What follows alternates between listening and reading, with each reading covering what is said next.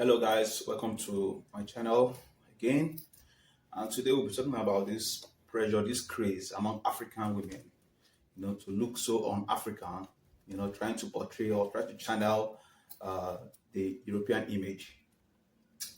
So where did it all start from? So we'll be dipping down, we'll be digging into it and knowing where we got it wrong as a continent.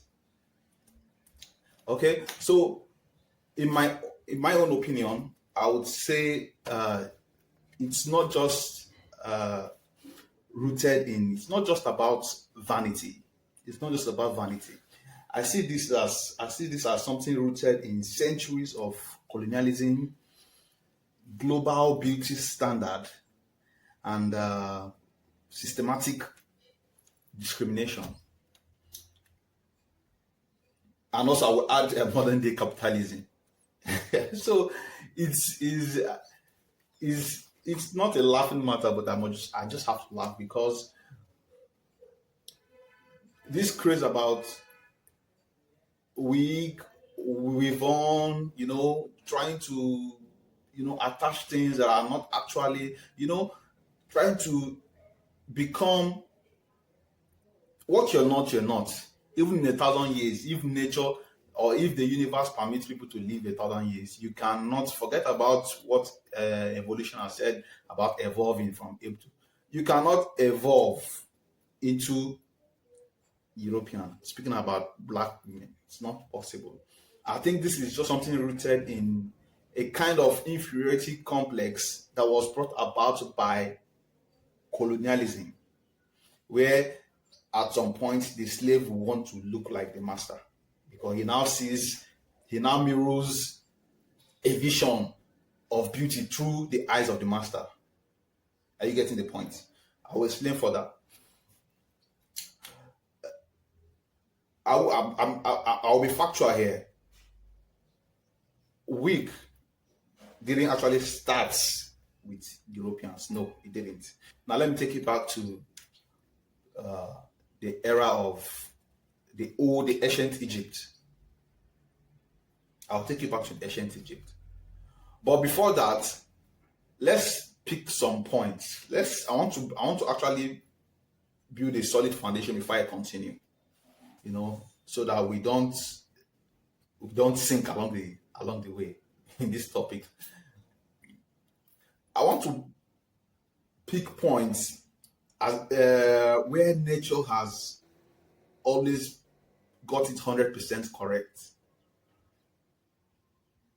That's before we proceed. There's a reason to this. First of all, you know what ozone layer is, right? That is point one. Ozone layer.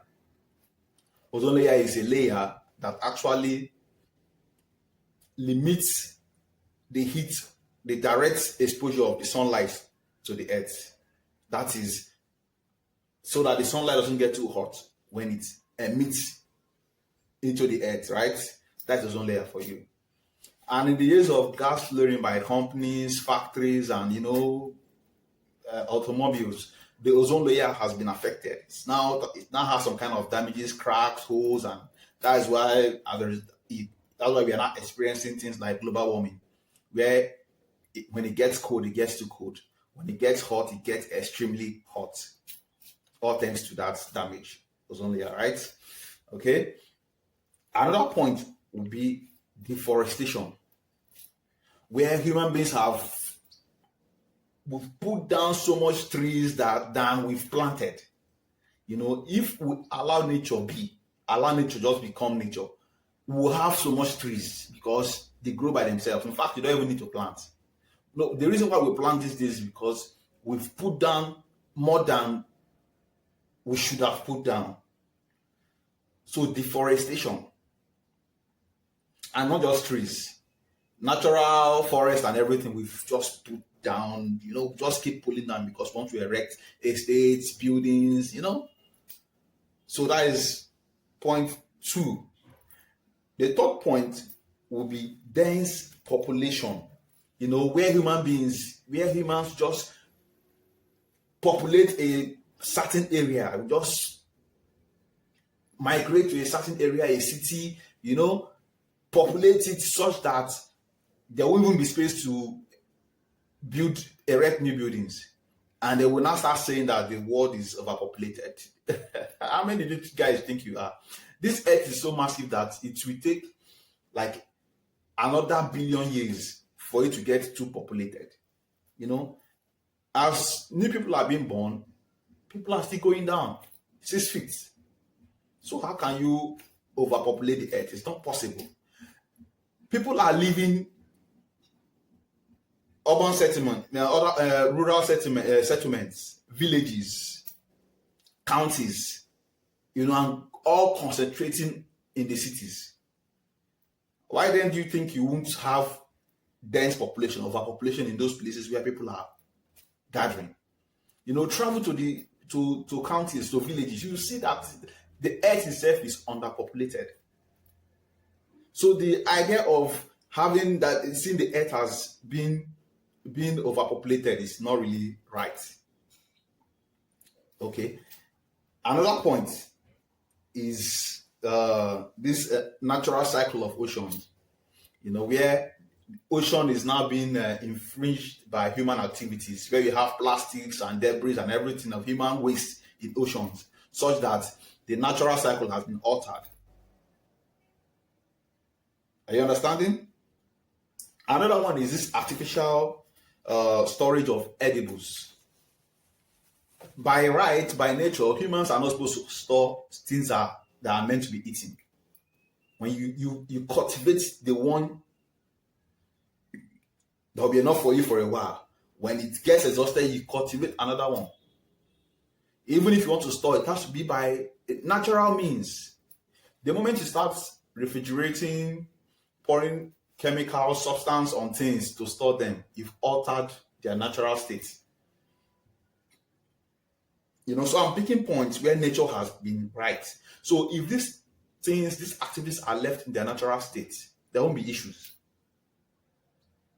If they are left the way nature left them, there won't be issues. There won't be any issues. Are you getting the point? Then the idea of having body lotions, you need to cream your body for it to be oily. The body lubricates itself. Don't get it twisted. The human body lubricates itself. When it now gets too wet, too moist, the human body now excretes, removes the excess moisture. So don't help nature. Nature doesn't need your help. Just allow nature to be nature. But the moment you are now so concerned, this body is so dry, I need to know. Then we'll now get to when Africans feel they need to relax their hair. Who told you the hair needs to be relaxed? Who told you the hair needs to be relaxed? Relaxed. There's this popular saying among people. They say, why try to fix what is not broken in the first place? Who told you your hair needs relaxing? Yeah. Who told you that hair needs relaxing? That is where we'll come to the point of the standardization of beauty. Beauty should never have a standard, a global standard. What is beautiful to Mr. A might not be beautiful to Mr. B. Definition of beauty is different to everybody, every race, every ethnicity, every country. Your beauty might not be my own definition of beauty. The moment you will now place a standard on beauty, then that is where the problem comes in. And that is where the problem of African women craving for straight hair, Brazilian, India, Peruvian, that is where the problem has crept into.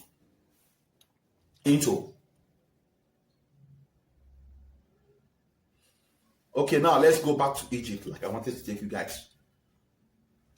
The issue of wig didn't start with Europeans. I didn't start with European ideas, the idea of Africans trying to look European, then thereby getting things like wig. No, in the ancient Egypt, people wore wigs, both men and women. But Those wigs were status symbol or ceremonial. Are you getting the point? Wigs were not worn as part of the body. Where you now wear wig, you now cover your listen from morning till evening. I'm sure some people even go to sleep with wigs. I don't know. I'm just joking. Okay. So it was a status symbol and mostly ceremonial. Then now coming to Africa generally, the pre-colonial era before the Europeans invaded, Africans carried their natural hair in elaborate ways, different elaborate ways. Let's say there was more to it. Hair in Africa then denotes tribe, age, status, religion, marital status. Hair was a form of identity. It was a spiritual connection and a kind of community identity, not just personal identity. So now when these colonial guys came, they brought their own definition of beauty, like I mentioned. You know, that was their own definition of beauty. So aside from religion and a new religion and governance system they came with, they also brought in their own definition of beauty. That was the Eurocentric beauty. The beauty they themselves perceived as beauty. The ideas of straight hair, pale skin, slim nose. That was their own definition. Before that, Africans had their own definition. But because, permit me to use this word, of when you were kind of conquered, you now subscribe or bow to the ways of your conqueror. I think that is one of the major things that played out. Now, African futures were now being projected. African features, which were the coily hair, the woolly hair, the dark skin, were now being projected and described as primitive, ugly, uncivilized. And over the coming generations, this message became internalized. Yes, it became internalized. People now saw it as a norm. They saw it as a norm that because I'm an African, with my woolly hair, my curly hair, and my skin, I'm not beautiful enough. I'm not good looking enough. It became internalized. People now saw it as a norm, and they started living by that. All right. So it's like you putting yourself in a box. You allow somebody's ideology, someone's own definition, box you up, put you into a cage. You now see life, see beauty, see definitions through that same person's own spectrum through that same person's own perspective. So right now it has become pandemic. It has become something else. Africans are now living in the shadows, waiting for the next thing the white guy we prescribe as good to go, beautiful. They're not key to it. They're not living in the shadows. They are barely existing.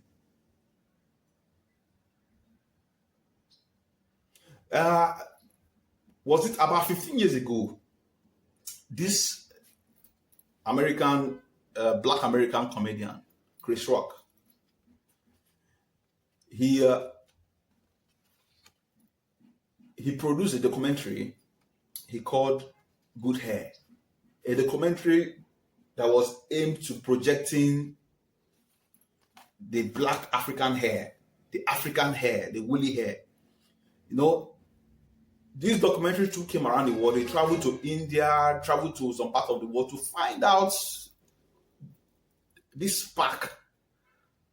What was so special about these hairs that people were ditching their own natural God-given features for things that were foreign. Maybe you should look for the documentary Good Hair, and see things for yourself. And at the end of the day, he discovered there was nothing. It was just in the mind. It was just in the mind. It was just in the mind. And people spend, mind you, the hair industry, that is the wig industry, is not a multi-billion dollars industry. That is why it can't even stop, even if you try. Capitalism has taken over. It's not about the money.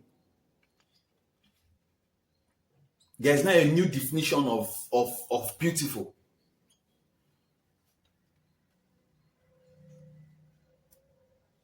So I think we need to do more as a people. We need to do more as Africans. We need to wake up. We need to wake up because this ideology is still being pushed into our children. It's passed from generation to generation. What they digest, what we feed our kids on TV. We've come a long way. We've come a long way. And since after the colonial era, there has become, I think this has become a psychological, the aftermath is terrible. Constant exposure to beauty standards. There should never be a standard to beauty. Just like I said before, what this man sees as beautiful will be different from what this other man sees as beautiful. The moment you start placing a standard to beauty, there's going to be a problem. And now there's a problem. Everybody seems to promote the European standard of beauty. There's an insecurity, an inferiority complex grooming and growing among African ladies. Some people barely can't even step out of their house without covering their hair. Like I said, it's not a funny matter, but I just have to laugh. So it's a problem. It's a problem. Many African women have been socially mocked for carrying their natural hair. They've been mocked even in their workplace. Then when you talk about the marriage market, there's not a standard. You need to look somehow to be perceived as marriageable. It's affecting everything. It's affecting everything. It's affecting everything. The pressure to conform to survival, employment acceptance, man, it's affecting. It's immense. It's affecting everything. It has become a norm. To look artificial has now become a norm. If you don't look somehow, some way, man, and this pressure of modern trend, you need to go with the trend. And what is the trend? You have to be on wigs. You have to be on weaves. It's a trend. Like I said, it's a trend, a multi-billion-dollar industry where the top customers are blacks. The top customers are blacks. It's a multi-billion-dollar industry. You have the other hand, the social media influencers, celebrities, they're reinforcing certain acceptable looks. Which includes all these foreign, this Brazilian, Peruvian, and India. Those are the looks that are being marketed, they are being promoted. If you don't look that way, man, something is wrong with you.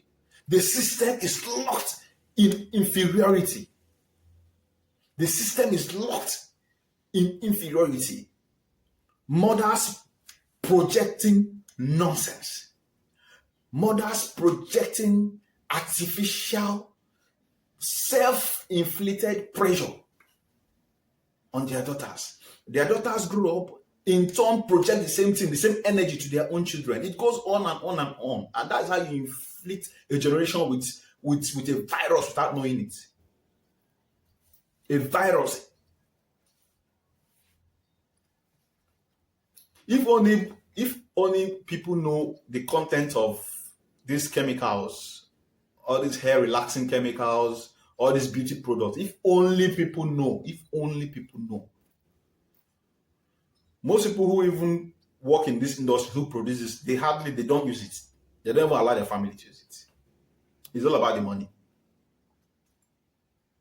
If only people know. It's a mess. It's a catastrophe. How are we going to get out of this? How are we going to survive this? The policies of hair have become a battleground for African identity. Being natural is sometimes seen as rebellious, even unprofessional, or sometimes people even say it's archaic. So what's the way forward? What's the way forward? We have to start teaching our children, start showing them that beauty is around you. You are beautiful. You don't need to pierce, you don't need to ditch your natural self and, in order to be seen as beautiful. There needs to be an awakening. This is a virus. It's all around us. If this can be perceived as a problem now, what do you think will happen in 50, 100 years to come? It will be worse than this. In fact, now people are wearing wigs. People are wearing wigs now. In 50 to 100 years to come, women will be going for surgically instilled hair. It will no longer be wigs. It will be surgically, permanently. They will go for surgery so that this hair can be sewn into their scalp to be permanent. 50, 100 years to come, it's going to happen. They will get tired, they will get bored of always putting on wig. They want to make it surgically implanted. Of course, among men, if men can do a hair implant for people who are bad, well, women are watching. African women are just watching and learning, just waiting for the time. It's a ticking clock. I wouldn't want this video to be too long, so I will stop here. Please, if you've not subscribed, please go hit the subscription button, turn on the notification button so you can be notified whenever new joins drop. And do us a favor of clicking on the like button so we can bring you good and better videos, as time goes on. Thank you. Next time. Ciao.